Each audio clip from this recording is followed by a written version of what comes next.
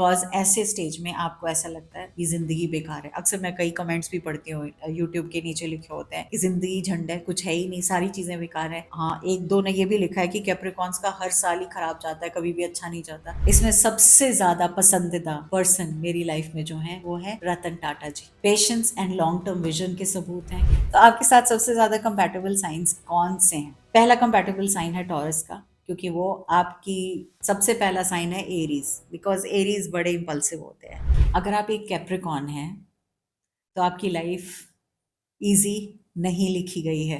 घबराओ मत, आपको इसीलिए ऐसा बनाया गया है या आपने खुद से चूज किया है to come in the Capricorn sign, because आपको अनब्रेकेबल बनाना था।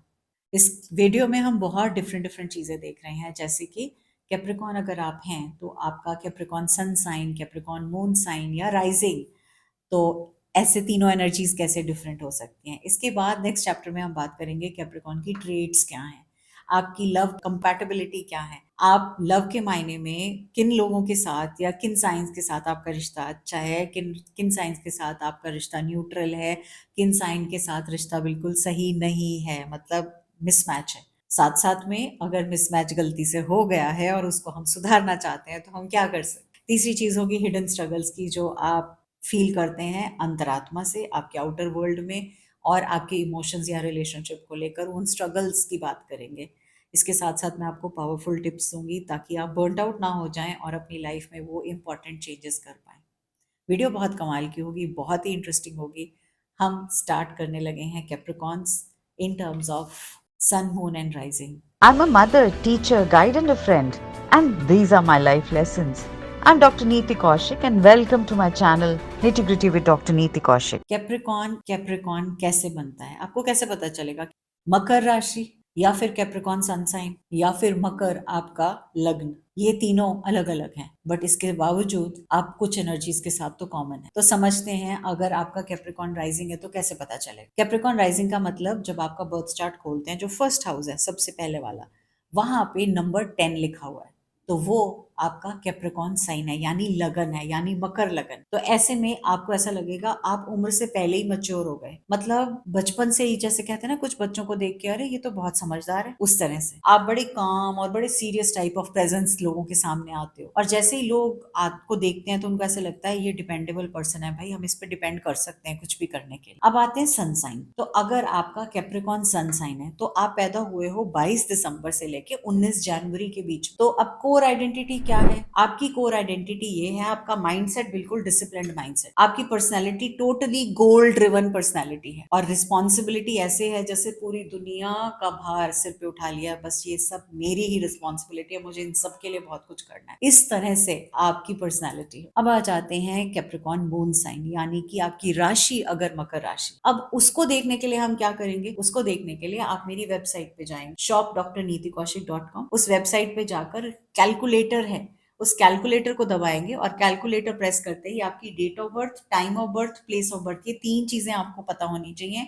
वो टोटल करते ही आपका कैप्रिकॉन वेदर मून साइन है या नहीं आपको पता चल जाएगा। और अगर आपको पता है कि आपका चंद्र राशि जो कैप्रिकॉन है मकर है, तो ऑटोमेटिकली हम इसको समझते हैं। कैप्रिकॉन अगर आपका मून साइन है तो आप अपनी वल्नरेबिलिटी को हाइड कर, मतलब आप जो हो, जो दिखाते हो, और जो अंदर जहां वल्नरेबल हो वो आप दिखाते ही नहीं हो। आप अपनी इमोशनल लाइफ को बहुत प्राइवेट रखने की कोशिश करो, और जैसे इमोशंस हैं उनको आप प्राइवेटली ही प्रोसेस करते हो। किसी ने धोखा दिया, किसी की कोई बात है, आप अकेले में उनके साथ उनका समाधान निकालते हो। और तीसरी चीज, आप अपना प्यार कैसे शो करते हो? ड्यूटी से या फिर प्रोटेक्शन से। ये आपकी परिभाषा है अपना प्यार शो करने की। अब आपको कमेंट में बताना है मुझे कि आपका कैप्रिकॉन सन साइन है, राइजिंग है या फिर मून है। चले जी, अब हम समझते हैं कोर ट्रेट्स क्या हैं। उससे पहले एक कोर सोल कोड क्या है, मतलब कैसे आपकी जो सोल ने चूज किया है साइन में आना। तो आपका प्लैनेट है सैटर्न, शनि भगवान है जी आपके प्लैनेट, कर्म के प्रधान है, डिसिप्लिन के, टाइम के, इन सब की मास्टरी रखते हैं, और यही आप सब चीजों की मास्टरी भी रखते हैं। यानी कैप्रिकॉन सक्सीड लाइफ में जरूर करेंगे, बट शनै शनै करेंगे, और शनै शनै करके जो सक्सेस होगी वो परमानेंट होगी, आधी अधूरी नहीं कि 4 दिन की चांदनी फिर अंधेरी रात, वो सिचुएशन आपकी नहीं है। अब एलिमेंट की बात करें तो अर्थ एलिमेंट है। अर्थ एलिमेंट कैसे शो अप करता है? आपके जितने डिसीजंस होते हैं बड़े प्रैक्टिकल डिसीजंस होते हैं। आपकी जो थिंकिंग होती है ना, बिल्कुल ग्राउंडिंग वाली थिंकिंग होती है, मतलब सटीक थिंकिंग होती है। इसके साथ आप हमेशा किसी के सामने आओगे तो एज अ स्टेबल पर्सन आओगे। आप मतलब इम्पल्सिव की तरह बिहेव नहीं करोगे, पल में तोला पल में माशा वाला सिचुएशन नहीं होगा। इस तरह का आपका कोर ट्रेट्स है जो कि सैटर्न की बदौलत है। अब चलते हैं स्टेजेस। जैसे मैंने बाकी सारे साइंस की भी बात की है, और अभी तक मैं ऑलरेडी स्कॉर्पियो का कर चुकी हूँ, और एक्वेरियस का कर चुकी हूँ, वर्गो का कर चुकी हूँ। तो ऐसे में आप लोगों की भी 4 स्टेजेस हैं। ऐसे नहीं है कि आप सीधे कैप्रिकॉर्न में 4th स्टेज तक पहुंच गए। तो आप रिस्पॉन्सिबिली और रेजिलियंस के साथ एक एक करके स्टेज पे जाते हो। तो पहला स्टेज का होता है, वो होता है सर्वाइवर का स्टेज, जिसकी वाइब्रेशन सबसे लोअर होती है, मतलब सबसे ज्यादा बर्डन वाला स्टेज कहलाया जाता है। व्हाई? बिकॉज ऐसे स्टेज में आपको ऐसा लगता है कि जिंदगी बेकार है। अक्सर मैं कई कमेंट्स भी पढ़ती हूँ, यूट्यूब के नीचे लिखे होते हैं कि जिंदगी झंड है, कुछ है ही नहीं, सारी चीजें बेकार है। हाँ, एक दो ने ये भी लिखा है कि कैप्रिकॉर्न्स का हर साल ही खराब जाता है, कभी भी अच्छा नहीं जाता। तो ये अभी वो पहले लोअर वाली स्टेज में है, तो मुझे उनके साथ बहुत हमदर्दी होती है।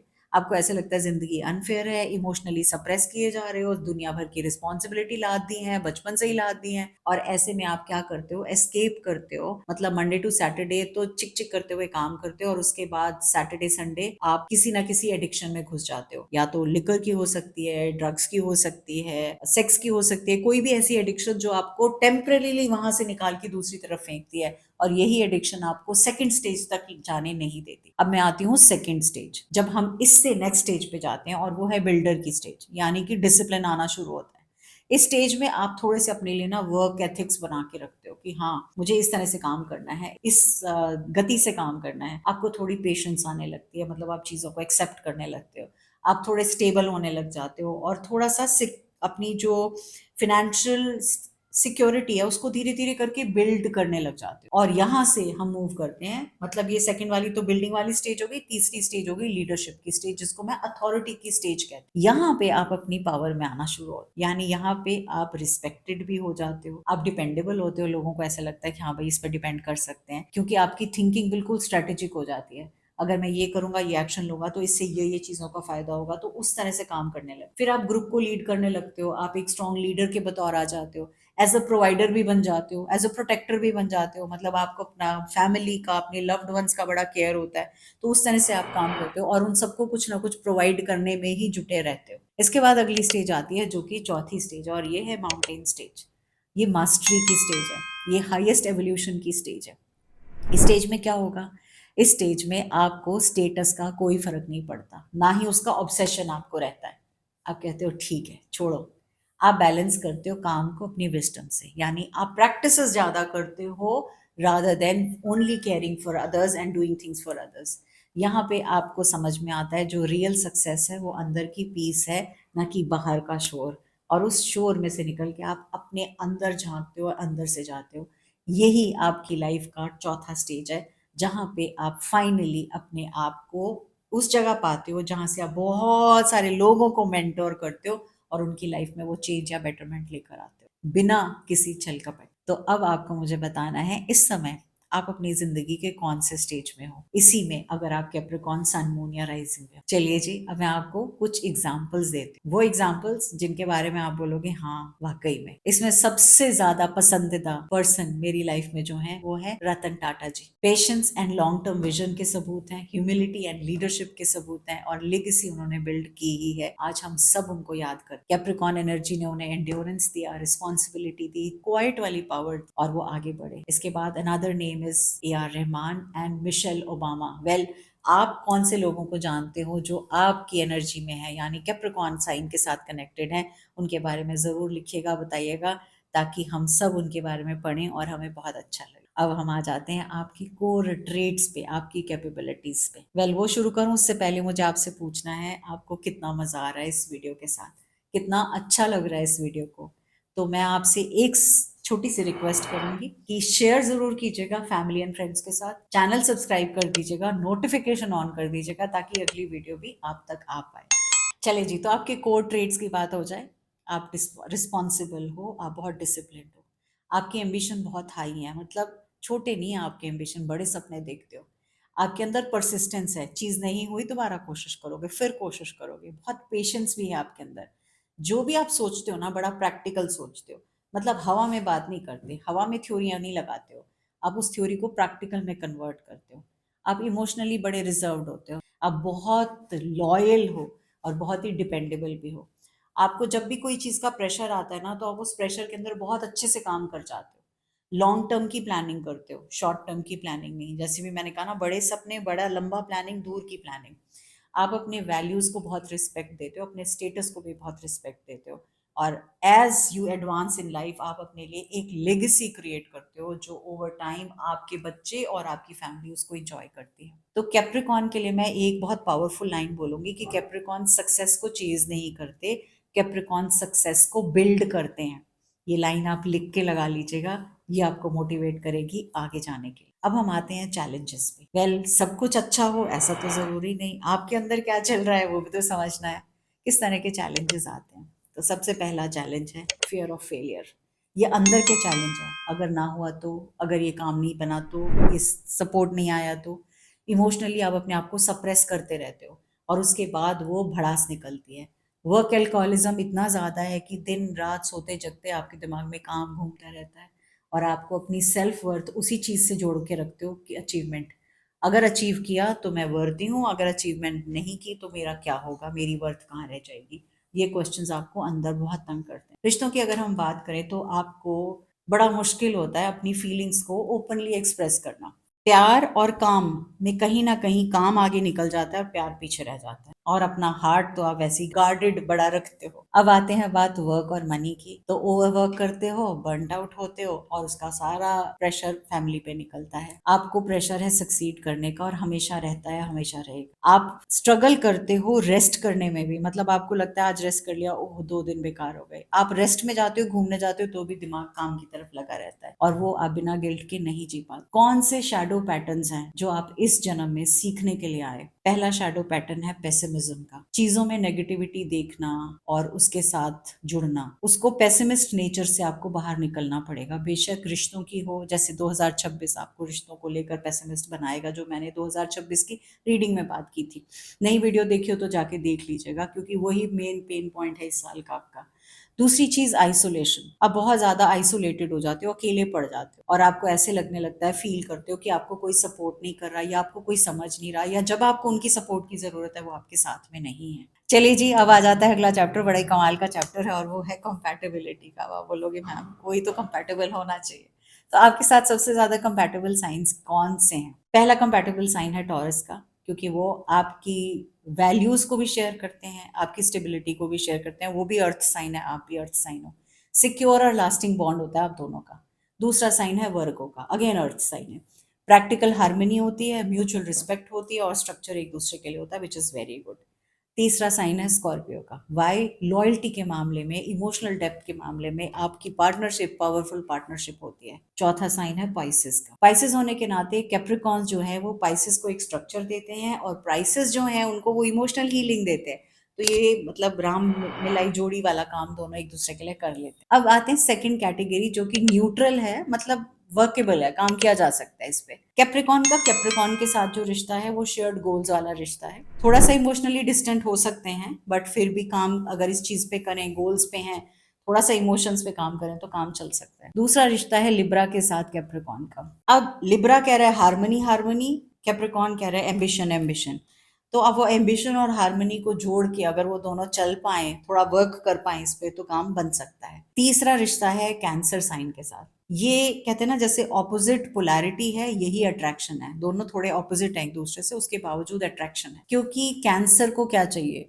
कैंसर को चाहिए इमोशनल नीड्स और आपको क्या चाहिए? सिक्योरिटी। अब ये दो फाइट है, यानी सिक्योरिटी और इमोशनल नीड्स की फाइट है, और ये अगर फाइट रिजॉल्व हो जाती है तो काम चल सकता है। आते हैं अब लीस्ट कंपैटिबल पे, जहाँ बड़ी बड़ी दिक्कत होती है। अब लीस्ट कंपैटिबल वाले अगर आप कुछ हैं यहाँ पे, तो मैं आपको इसका सोल्यूशन भी दे दूंगी। सबसे पहला साइन है एरीज, बिकॉज एरीज बड़े इंपल्सिव होते हैं। आप इंपल्सिव हो, एज अ कैप्रिकॉन आप बड़े कॉशियस हो। अब क्या हो जाता है, कंट्रोल के क्लैशेस आ जाते हैं। भाई कंट्रोल कौन करेगा सिचुएशन को? वो कहेंगे ध्यान से करो, वो कहेंगे छोड़ ना कर और आगे बढ़।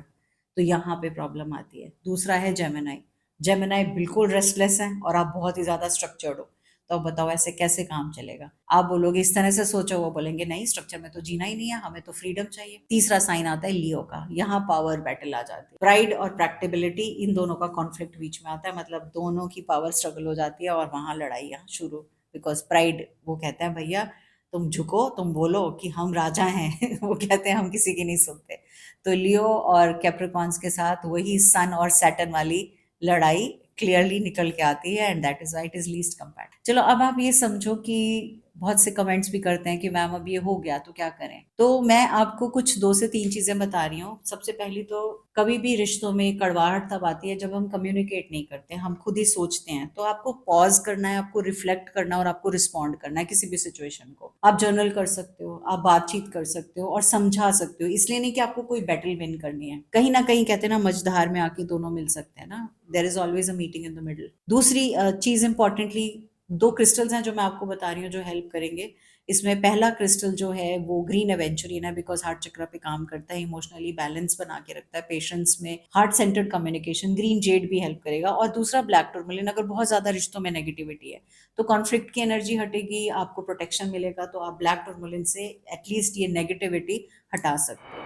दूसरा, आपको एक दूसरे की एम्बिशन, इंडिविजुअलिटी को एक्सेप्ट करना है। हर एक को एक भगवान ने एक अलग तरह से बना के जामा बना के भेजा, आपको उसको रिस्पेक्ट करना ही है। चलिए जी, अब आप सब कैप्रिकॉन्स के लिए मैं थोड़े से लाइफ चेंजिंग टिप्स दे देती हूँ। पहला, सक्सेस ना रेस नहीं है आपके लिए, तो कभी भी नहीं। जब आप रेस में भागने लगोगे तो आप बार बार अड़ोगे, गिरोगे।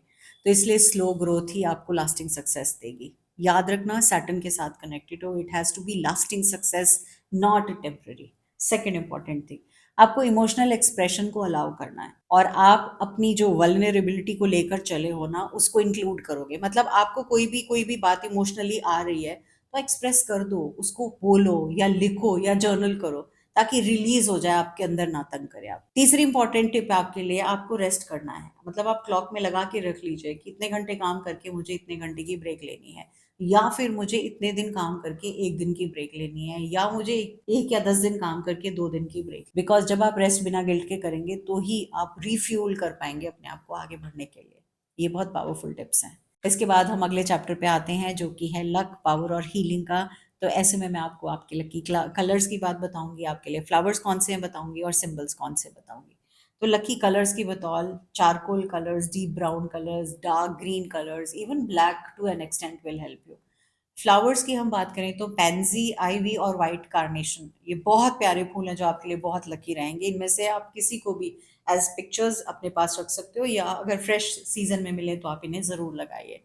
नंबर्स की बात करें तो 8, 10 और 26 नंबर आपके लिए हैं ही हैं। सिंबल्स में माउंटेन गोट का सिंबल, क्लॉक का सिंबल, या स्टेयर केस, ऊंचाई चढ़ते हुए सीढ़ियां, ये सिंबल्स भी आपको बहुत फायदा करेंगे। इन सिंबल्स को कैसे यूज करना है, आप अपने मोबाइल में एज अ स्क्रीन सेवर रख सकते हैं, इन सिंबल्स को ड्रॉ कर सकते हैं, या जहाँ पे भी डायरी में आप जर्नल करते हैं वहां पे आप इन सिंबल्स को ड्रॉ करके रख सकते हैं। And then you can say and write a nice affirmation कि the clock is ticking and showing me the way forward, something like that.